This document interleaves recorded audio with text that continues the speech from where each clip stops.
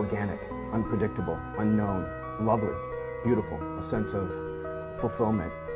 This is part of the pleasures of life and not the chores of life.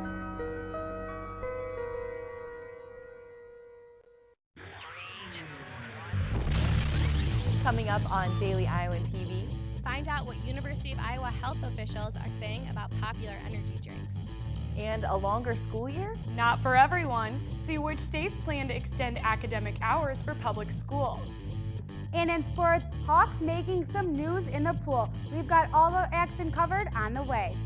That's coming your way next. Daily Iowan TV starts now. I'm Tom Brokaw. For more than 100 years now, the University of Iowa community has been waking up to the Daily Iowan. Today, it's the largest newsroom in eastern Iowa. And now you can see the news every night on Daily Iowan TV and get it anytime worldwide at dailyiowan.com.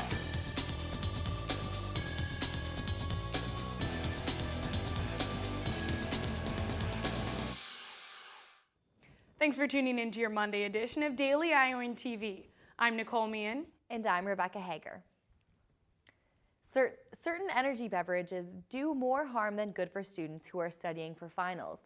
Daily Iowan TV reporter Laura Gibbs explains why students may want to skip the concentrated caffeine. A recent article in the Los Angeles Times revealed that 5-hour energy drinks have been cited in the deaths of 13 people in the last 4 years. This alarming news has come to the attention of University of Iowa health officials who expressed concern about the frequent use of highly concentrated caffeine drinks becoming part of student study habits. A student who wished to remain anonymous said she finds it hard to study without them. Either buy coffee or these 5-hour energy. I know I buy them all the time when I'm studying, just give me that boost of energy. With finals right around the corner, energy drinks are in high demand on campus. But students should take caution and be aware that with that extra boost of caffeine can come many dangerous side effects. I think if students are going to choose to consume caffeine, they'll get more benefit by consuming something that they're going to sip and consume more slowly. I also do think it's really important that they pay attention to what they are consuming, so it is important for students to take responsibility if they're going to use those, make sure they are going to be safe for them. Although research shows that getting plenty of rest and taking short study breaks periodically is the best method for studying, students continue to use energy drinks such as 5-hour energy as a means to cram for exams. So while you're studying for finals the next couple weeks, beware of your caffeine intake and stay safe. Laura Gibbs, Daily Iowan TV. Thanks, Laura. Another concern for students studying for finals is staying alert and healthy. Officials with the Centers for Disease Control says that this year's flu season is running well ahead of schedule. Iowa is second out of the 7 highest states with flu activity. Another less formal measure also supports this conclusion. Google Flu Trends is a service that uses search engine data to predict flu activity in more than 25 countries. You can get a flu vaccination at the UI Student Health Services. Call 319-335-8370 to schedule an appointment. Thousands of public school students can expect a little less downtime starting next year. 5 states announced Monday that they will add at least 300 hours of learning time to their school year. 40 schools in the state of Colorado, Connecticut, Massachusetts, New York, and Tennessee will take part in the initiative. Education officials hope the 3-year pilot program will make U.S. schools more competitive on a global level. Still to come on Daily Iowan TV, demolition discussions. See how the future looks for the UI buildings damaged by the 2008 flood. And in sports, inter-squad debuts for both the Jimhawks and track and field teams. But now let's first take a look at our local weather forecast with Anna Theodosis.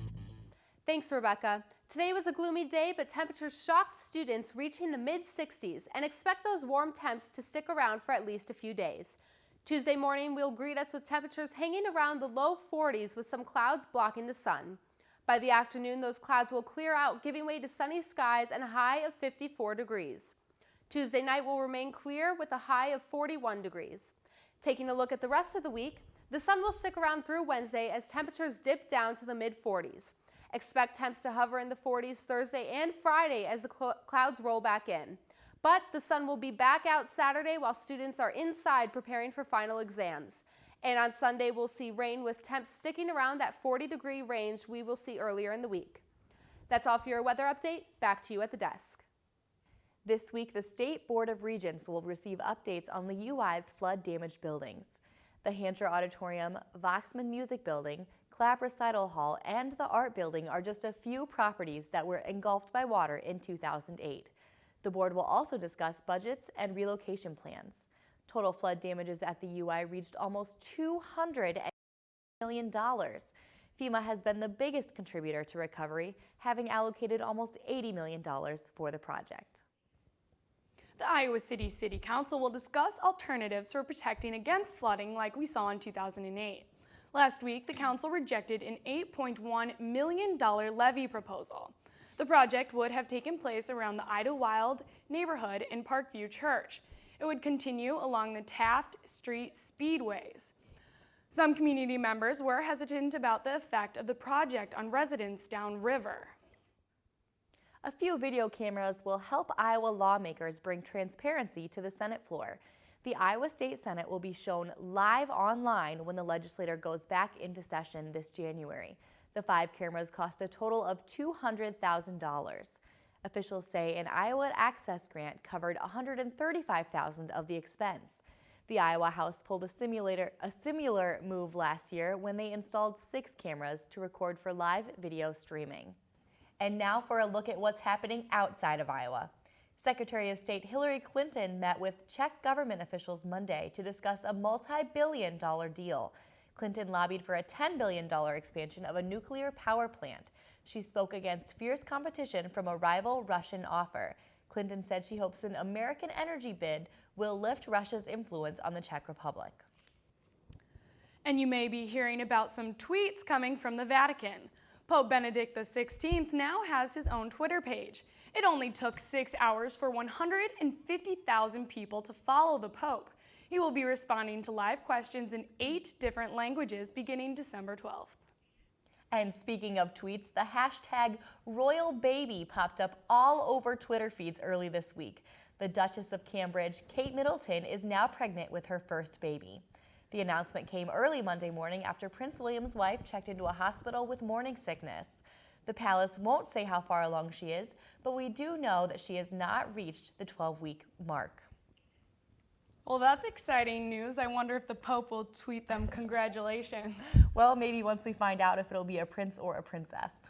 Well, I guess we'll just have to wait and see. But now let's throw it over to Alyssa Bergamini for a look at Hawkeye sports. Alyssa? Hello and welcome back to the Daily Iowa TV Sports Studio, where as promised, we have everything covered from quite the weekend in Hawkeye athletics. Multiple sports in action over the break, including a men's and women's swim team shredding records in the pool at the 4th annual Hawkeye Invitational. But we start today with the season debuts for both the Gymhawks and track and field teams. The Gymhawks had 16 gymnasts compete in the Fieldhouse on Sunday, including 6 freshmen, giving the Hawks a balanced rotation with 13 letter winners back from last year's campaign. Despite not having an opponent, head coach J.D. Reeve was adamant in the importance of the event, saying, quote, "They can hit their routine in the gym, but you have to put them out in front of judges and a crowd because their brain will go a little haywire at some point. The goal is to expose them to that environment and learn how to adapt to it," end quote. And speaking of exposure, several Swimhawks will be getting a lot more of it. After impressive showings at the Hawkeye Invitational, we now throw it over to Daily Iowa TV Sports' Rebecca Swives to get you caught up on all the records setting from over the weekend. Records, improvement, victory. That's what the Hawkeyes were after as they dove into the pool this weekend to race some of the fastest swimmers in the nation. This weekend marks the 4th annual Hawkeye Invitational. The men and women's swimming and diving team hosted teams from across the nation, including men's defending Big Ten champions. The University of Michigan took to an early lead, ending the first day almost 200 points ahead of second place Notre Dame. The Wolverines dominated the pool in almost every event, and with the help from U.S. Olympian Connor Yeager, the Wolverines won the 3-day invitational with over 1,100 points. Eye-opening experience them coming here just because they're ranked #1 in the nation right now. They're definitely one of the best teams in the nation, and there are a lot of fast people out there, and we can be up there just right with them, just like we saw in a couple races here. The Hawkeye men were unable to close the gap for second place and ended the meet in third place behind Notre Dame. But the Hawkeyes still had plenty to celebrate. Iowa freshman Roman Trusov broke the school record in the 100 and 200 breaststroke, while redshirt sophomore Grant Petulius added points for the Hawkeyes with personal bests in 3 different events, including the school record in the 100 backstroke. It's just good to be where I'm at, where the team's at, this early. The Hawkeye men ended the meet with a runner-up finish in the 400 freestyle relay. We just want to come into this meet with a clear mind and just ready to race. The Hawkeye women also closed out the weekend in third place and a few records of their own. Freshman Olivia Kabasinski took first place in the 200 freestyle and captured the school record in the 50 freestyle with a time of 22.88. She's the first Hawkeye to break the 23-second mark. Kabasinski was not alone. Sophomore Becky Stoughton won the 500 freestyle, breaking the meet record and posting a time that currently ranks 12th in the nation.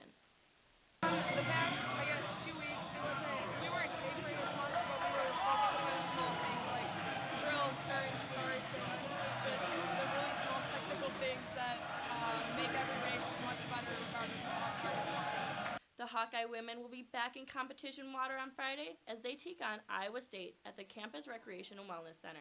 Rebecca Swibes, Daily Iowan TV. And finally, much like the Gym Hawks we discussed earlier, a balanced squad comes back to the University of Iowa track and field team led by head coach Lane Anderson. Quite a few members from Anderson teams sat this one out, but the Hawks head man liked what he saw from some newcomers and his veterans. Wrapping up the event by telling members of the media, quote, "I felt like there were some great performances. I think we saw some real positive signs from our fall condition, but we have a long way to go," end quote. Well, that does it for us here in Sports Studio. A whole lot more coming up tomorrow, including whether you, the fan, thinks Fran's Bunch will be an NCAA tournament bound come March. That's all for me today. Back to you guys at the desk. Thanks, Alyssa. And only with Daily Iowan TV can you get a sneak peek at tomorrow's edition of the Daily Iowan. Read about sabbatical shifts. See the trends in sabbaticals at the Regent Universities. Also, she's the new kid on the board. Read about how one UI student scored a spot on the Board of Regents and see what she plans to do with the new position. That's your latest edition of Daily Iowan TV. Be sure to check us out tomorrow or anytime online at dailyiowan.com. Thanks for watching and have a great night.